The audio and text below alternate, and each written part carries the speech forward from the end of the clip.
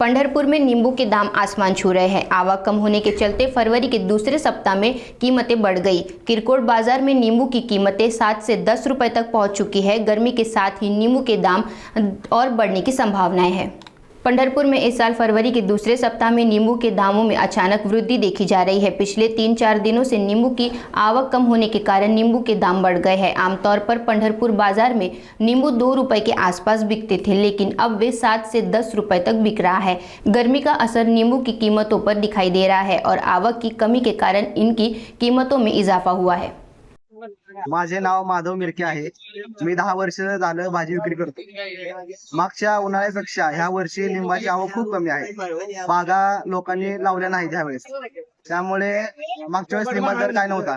त्यावेळेस एरवी 10ला 4-5 लिंब विकणारे 10ला 1, 20ला 3 असा लिंब विकतो।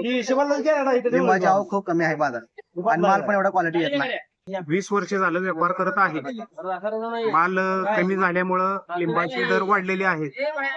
कमीत कमी 5 रुपये 10 रुपये नग आहे। किलो घेतले तर 60 रुपये पर्यंत आहे किलोचा दर। आणि लिंबाची आवक जरा कमी आलेली आहे। ज्याप्रमाणे ऊन वाढेल त्याप्रमाणे अजून दर वाढेल आणि मागणी वाढत आहे गिरायकाची, त्यामुळे दर बी वाढत जाणार आणि माल ही कमी चाललाय होत आता। मालाचं प्रमाण कमी होईल, जसं ऊन वाढेल तसं अजून दर वाढेल।